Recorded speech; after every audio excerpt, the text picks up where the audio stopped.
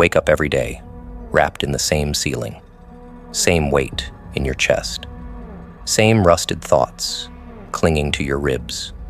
You breathe, but it doesn't feel like air. It feels like residue, remnants of battles you didn't start, but somehow still lost. You want to scream, but you don't. You want to run, but where? You've built a cathedral out of excuses, decorated it with justifications, told yourself stories, poetic in how convincing they sound, about why you can't change. This is just who I am, you say. This is where I come from. But who carved that script? Who taught you to worship the chains? Every wall around you was once a choice, one you accepted, one you reinforced. You're not caged, you're conditioned.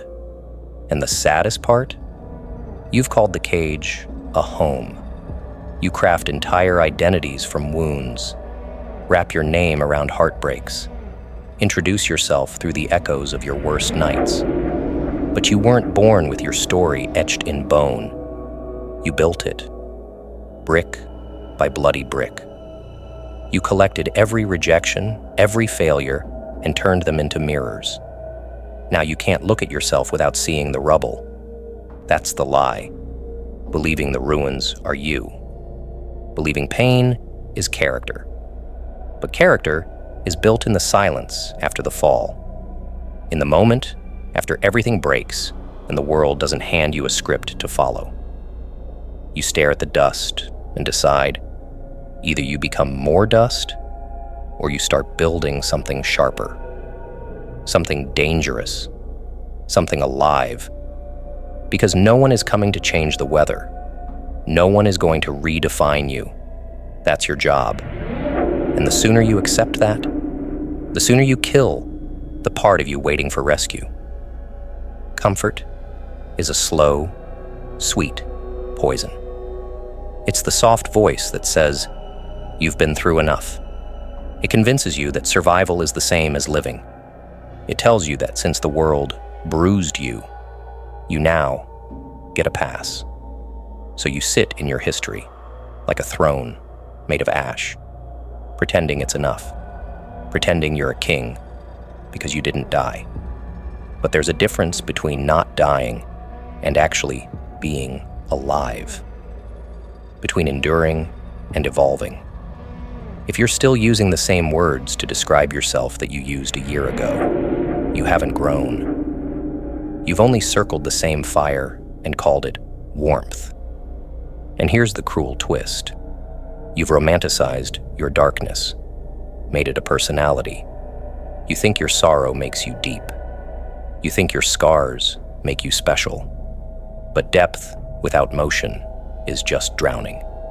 And you've been holding your breath for far too long. What happens if you stop telling the old stories? What happens if you stop introducing yourself as broken, misunderstood, or unlucky? There's a terror there, isn't there? A silence, a void. Because if you're not the sum of your tragedies, then what are you? That's the fear no one talks about. Losing the identity built from pain. It's easier to be wounded than unknown, easier to bleed in public than heal in private. But healing requires the death of the old self. And death, even metaphorical, feels like betrayal, feels like killing the only version of you that ever fought back. But listen, there is no glory in decay, no honor in staying stuck, because moving forward feels like erasure. You don't owe loyalty to the version of yourself that didn't know better. You owe it to the version of yourself that is still buried under all the noise, waiting for permission to come out swinging. There will be moments when you stare into the mirror and hate what you see. Not because of flaws, not because of age, but because you know damn well you've played small. You know when you're hiding. You know when your words are softer than they should be. When your ambitions are edited to fit someone else's comfort. No one needs to punish you for that. You do it to yourself. Every time you swallow truth, every time you let fear speak louder than vision, that shame festers, quietly, and then louder, until one day it turns into a scream that only you can hear. The scream that says, "You could have been more." That scream becomes your ghost, and you carry it everywhere, smiling for cameras while something inside you rots. Circumstance didn't do that. You did. And only you can undo it. Change doesn't arrive like sunlight. It arrives like fire. It burns. It scorches the lies you've told yourself to sleep better. It rips apart routines and replaces them with chaos. And here's the thing. Most people will never endure that kind of fire. They'd rather keep the old pain than face new uncertainty. But if you want transformation, real transformation, you have to set your old life on fire and walk through the smoke. No safety net, no guarantees. Just the savage belief that there is something on the other side worth bleeding for. You have to bury comfort. You have to look your fear in the eye and say, "You're not the monster. I am."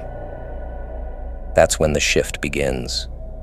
When you realize you're not meant to be defined by your surroundings. You're meant to disrupt them. But first, you must disrupt yourself. Every excuse you've used has two faces.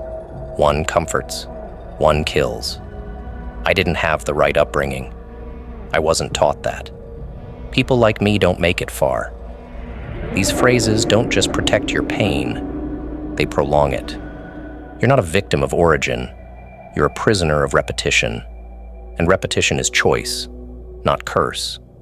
You wake up every day and choose who you become, not in grand, cinematic gestures, but in small, brutal decisions.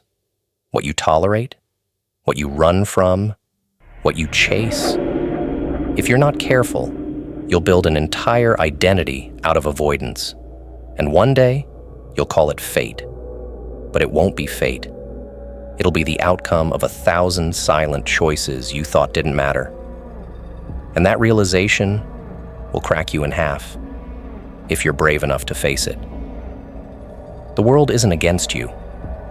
That would be too easy. The world is indifferent. And that indifference is liberating. It means no one is holding you back but you. You're the gatekeeper. You're the warden. You're the architect of the prison and the one holding the key.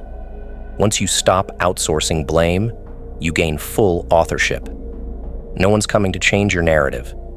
The pen is in your hand, and it's been there the whole time. But it's heavy, isn't it? Responsibility always is. It's easier to curse the weight than lift it. But if you keep waiting for the right time, the perfect moment, the ideal circumstance, you'll rot in preparation. There is no ideal. There is only now. And now is brutal. Now is merciless. Now is where you decide if you stay where you are or burn your past to build something untouchable. You're not broken. You are buried. And there's a difference. Broken things stay down. Buried things rise when it's time. Your time comes the moment you stop asking for it. The moment you stop waiting for a better hand and start playing the one you've got like a villain. Not because you want revenge, but because survival alone isn't enough. You want dominion over your mind. You want mastery over your movements. You want to wake up one day and not recognize the coward you used to be. That won't happen by waiting. It happens by rising, by speaking words you've never said, by making choices that terrify you, by doing what the older version of you would never have dared. Your circumstances are irrelevant. The only thing that matters now is whether you finally refuse to let them speak for you. You owe your future self a blood pact, one sealed not in sentiment, but in action. No more writing poems to your pain. No more lighting candles to your suffering like it's sacred. Burn the altar. Smash the frame. The version of you that survives is the one who stops romanticizing survival and starts engineering dominance. Yes, you've been through hell. Yes, the walls caved in. But the story doesn't end there unless you let it. You're still breathing. That alone is proof you haven't lost. But breath without battle is wasted oxygen. If you're going to inhale, let it be with purpose. Let it fuel the version of you that doesn't flinch anymore. The one that kicks the door off the hinges and dares the world to try again. You weren't built for softness. You were built for storms. Every tear, every scar, every failure, they're not setbacks. They're schematics, blueprints for the beast you're becoming. No one's going to hand you transformation. It's not gifted. It's forged. In silence, in sweat, in solitude, so deep it becomes a second skin. That's the part no one wants to live through. The void, the in-between, when you've let go of the old, but the new hasn't arrived. That abyss is where people crawl back to their chains, crying that they tried. But you must become the monster that thrives in the void. The one who adapts before arrival. The one who finds peace in the unraveling, because you understand that becoming unrecognizable is the only way to become unforgettable. You don't get reborn by fixing the old. You get reborn by obliterating it, piece by piece, word by word, thought by thought, until nothing remains of who you were, and everything ahead of you quakes with who you're becoming. You've spent too long being accessible to the worst parts of yourself. Too long making space for fear to sleep in your bed and doubt to dine at your table. You invite weakness in, like an old friend, convinced it keeps you human. But humanity isn't fragility. It's fire. It's the brutal decision to rise again when your bones still ache from the last fall. It's carving your worth into the skin of every day, even when your hands shake. You've been too kind to your hesitation, too merciful with your excuses. You wouldn't let a stranger speak to you the way your inner voice does. So stop tolerating it. Starve it. Suffocate it. Make your mind a battlefield, and let the only survivor be the version of you that refuses to kneel again. You are not a product of what happened. You are a product of what you decide now.